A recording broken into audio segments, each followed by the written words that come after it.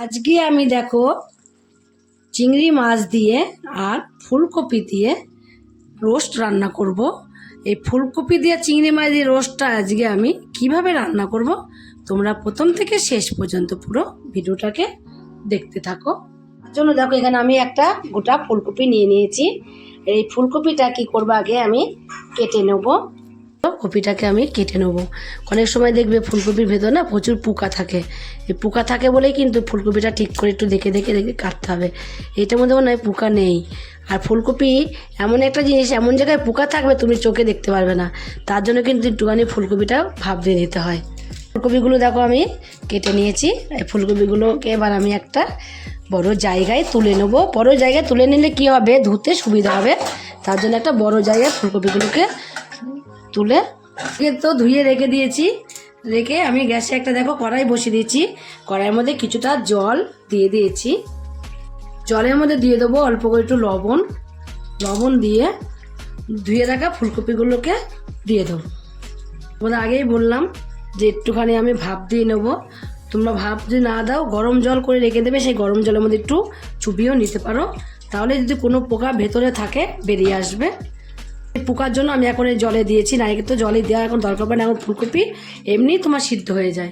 ওইদিকে দেখো আমি তো ফুলকপিটা ভাপ দিতে বসিয়ে দিয়েছি। ফুলকপিটা ভাপ দিতে বসিয়ে দিয়ে এদিকে আমি কিছুটা চিংড়ি মাছ বেছে ধুয়ে নিয়েছি। দেখো মাছগুলোর একটা কোনো খোলা নেই, খোসাগুলোকে ভালো করে সব ফেলে দিয়েছি। ফেলে এইভাবে মাছগুলোকে ছাড়িয়ে নিয়েছি। এবার এই মাছগুলোর মধ্যে আমি লবণ দিয়ে দেবো, পরিমাণ মতো যতটা লাগবে ঠিক ততটাই লবণের মধ্যে দিয়ে দেবো। আর দিয়ে দেবো হলুদের গুঁড়ো। লবণ দিয়ে আর হলুদের গুঁড়ো দিয়ে মাখিয়ে নেবো মাছগুলোকে। মাছ ওইদিকে ভাব হতে হতে এদিকে দেখো চিংড়ি মাছটাও কিন্তু আমার লবণ হলুদ মাখানো হয়ে গেলো। এই লবণ হলুদ মাখিয়েও চিংড়ি মাছটাকে এক সাইডে রেখে দেবো। ওইদিকে তো আমি মাছগুলোকে লবণ হলুদ মাখিয়ে নিয়েছি, তত সময় এদিকে আমার ফুলকপিটা ভাপ দেওয়া হয়ে গেছে। ফুলকপিটা নামিয়ে দিয়েছি, ভাপ দিয়ে একটু নামিয়ে দিয়ে আবার দেখো কড়াইটাকে আমি ধুয়ে আবার বসিয়ে দিয়েছি। বসিয়ে দিয়ে তেল দিয়ে দিয়েছি কিছুটা, তেলটাকেও একটু গরম করে নেবো ভালোভাবে। এখন দেখো তেলটা গরম হয়ে গেছে, আর তেলটা গরম হয়ে গেলেই আমি মাছগুলোকে দিয়ে দেবো। তবু মাছগুলোকে এইভাবে একটু গুলোকে উল্টি পাল্টি দুপাটি ভালো করে দেখো ভেজে নিয়েছি। এক পিঠে ভাজা হয়ে গেছে, আর এক পিঠ আমি উল্টিয়ে দিয়েছি। উল্টিয়ে দিয়ে দুপিটি কিন্তু মাছগুলো ভাজা হয়ে গেছে, আর লাল লাল করে মাছগুলো ভাজা হয়েছে একটু। এবার এই মাছগুলোকে আমি চিংড়ি মাছগুলোকে সব তুলে নেব। চিংড়ি মাছগুলোকে আমি কিন্তু এখন ভেজে তুলে নিয়েছি।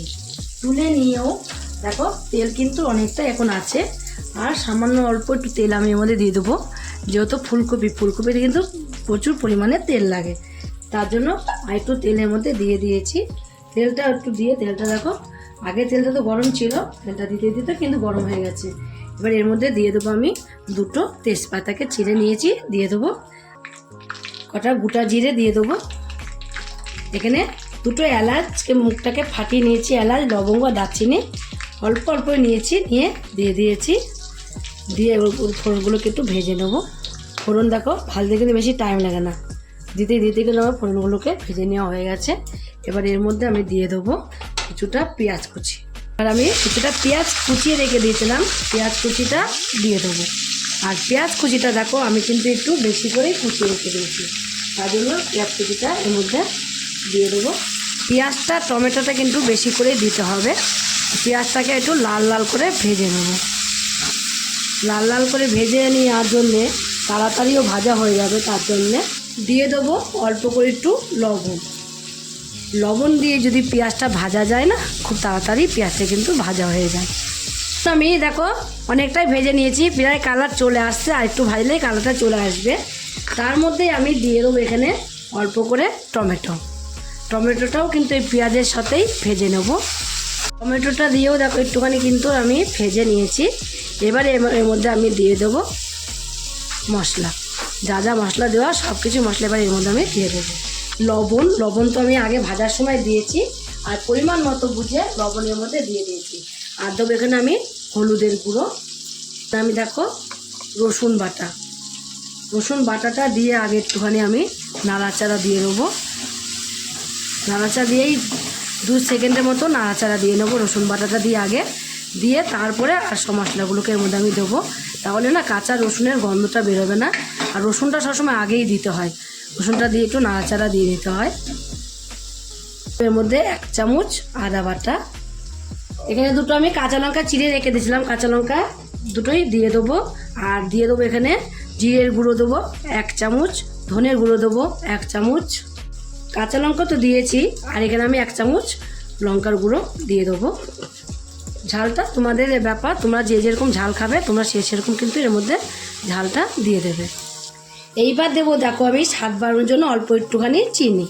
চিনিটা একটু অবশ্যই দিতে হবে, না দেখতেও ভালো লাগবে, আবার তোমার হলো খেতেও স্বাদ হবে। চিনিটা দিলে পরিমাণটা অনেকটা স্বাদটা বাড়িয়ে দেয়। এবার এই মশলাটাকে কষিয়ে নেওয়ার জন্য দিয়ে দেবো সামান্য আমি জল। সামান্য জল দিয়ে কিন্তু জলটা দিয়ে দেখো মশলাটা কিন্তু আমি কষাবো আজকে বলে না, আমি তো জলটা দিয়ে কিন্তু মশলা কষাই। তাহলে দেখবে দেখো নিচে যে লেগেছিলো সেটাও কিন্তু আস্তে আস্তে উঠে আসছে। আবার মশলাটা খুব সুন্দরভাবে কষানো হয়ে যায়, কোনো কাঁচা মশলার গন্ধ বেরোবে না এই মশলাটা কষানোর সময়। এই জলটাও শুকিয়ে যাবে আমার, আর মশলাটাও কষানো হয়ে যাবে। দেখো মশলাটা কিন্তু আমার কষিয়ে নেওয়া হয়ে গেছে। যে এক্সট্রা জলটা আমি দিয়েছিলাম সেই এক্সট্রা জলটা কিন্তু এর মধ্যে শুকিয়ে গেছে। আর যেটা এখন দেখতে পাচ্ছ এটা কিন্তু পুরোটাই তেল। তেলটা তোমরা জানো ফুলকপির তেল বেশি লাগে, আর আমি ফুলকপিতে তেলটা বেশিই দিই, তার জন্য দেখো পুরোটাই তেল বেরিয়ে গেছে। যে তেলটা বেরিয়েছে মশলাটা কষানো হয়ে গেছে। এবার আমি দিয়ে দেবো ফুলকপিগুলো। যে ফুলকপিগুলোকে আমি একটু ভাপ দিয়ে রেখে দিয়েছিলাম, ফুলকপিগুলো দিয়ে গ্যাসটাকে এবার একটু কমিয়ে দেবো। ফুলকপিটাকে দিয়ে একটু এভাবে মশলার সাথে ভালোভাবে মিশিয়ে নিতে হবে নাড়াচাড়া দিয়ে। আর গ্যাসটা কমানোই থাকবে এই সময়, কিন্তু গ্যাসটা কমিয়ে দিয়ে নাড়াচাড়া দিয়ে নিতে হবে। এর মধ্যে কোনো রকম আমি আলু দিইনি, তোমরা যদি মনে করো একটা আলু দেবো তাও তোমরা কিন্তু এর মধ্যে দিতে পারো। আমি আলু দেবো না, শুধু ফুলকপি দিয়ে আর চিংড়ি মাছ দিয়ে আজকে রান্না করবো। এখানে দেখো আমি কিছুটা মটরশুঁটি ছাড়িয়ে রেখে দিয়েছিলাম, মটরশুঁটিগুলোকে এর মধ্যে আমি দিয়ে দিয়েছি। মটরশুঁটিগুলোকে দিয়েও কিন্তু একটু মিশিয়ে নেব। মিশিয়ে নিয়ে এবার আমি কি করব, এবার আমি ঢাকা দিয়ে রেখে দেবো কিছু সময়। ঢাকা পর আমি ঢাকনাটাকে নামিয়ে দেবো। দেখো ঢাকা দিয়ে রাখাতে আর গ্যাসটাকে কমিয়ে রাখাতে কতটা জল বেরিয়েছে ফুলকপির থেকে। এখন অনেকটাই প্রায় সিদ্ধ হয়ে গেছে। আমি ভাপ দিয়ে নিয়েছিলাম, বেশি কিন্তু সিদ্ধ করিনি, আগে শুধু ভাপটা দিয়ে নিয়েছিলাম। দিয়ে নিলাম নাড়াচাড়া দিয়ে নিয়ে আর ঢাকা দেবো না। এবার আমি নাড়তে থাকবো কন্টিনিউ, এইভাবে আস্তে আস্তে নাড়তে থাকবো যেন ফুলকপিগুলো বেশি ভেঙে না যায়। বেশি নাড়লে দেওয়ার কিন্তু ফুলকপিগুলো ভেঙে যাবে। এবার দেখো নাড়তে নাড়তে কিন্তু আমার ফুলকপি পেরে রান্নাই হয়ে গেল। এখনও দেখো ফুলকপিগুলো কিন্তু ভাঙেনি, তোমাদের বললাম না সাবধানে নাড়তে হবে যেন ফুলকপিগুলো ভেঙে না যায়। গোটা গোটা ফুলকপি কিন্তু রয়েছে দেখো। আর এবার আমি কি করব, এর মধ্যে দিয়ে দেবো, রান্না হয়ে গেল কেন বলছি, কষানো হয়ে গেল। ফুলকপিগুলো দিয়েও কিন্তু একটু কষানো হয়ে গেল। চিংড়ি মাছগুলোকে আমি ভেজে রেখে দিয়েছিলাম আলাদা করে, সেই চিংড়ি মাছগুলোকে সব ফুলকপির মধ্যে দিয়ে দিয়েছি। নাড়াচাড়া দিয়ে নিয়ে দেখো এবার এর মধ্যে আমি কি করব, সামান্য অল্প করে একটু জল আমি দিয়ে দেবো। গ্রেভি থাকবে, গ্রেভিটা দিয়ে কিন্তু তোমরা ভাত রুটি পরোটা সব কিছুই খেতে পারো। এতটাই টেস্ট হবে খেতে, তোমরা না খেলে বুঝতে পারবে না যে চিংড়ি মাছ দিয়ে ফুলকপি দিয়ে রান্না করে এতটাই টেস্ট।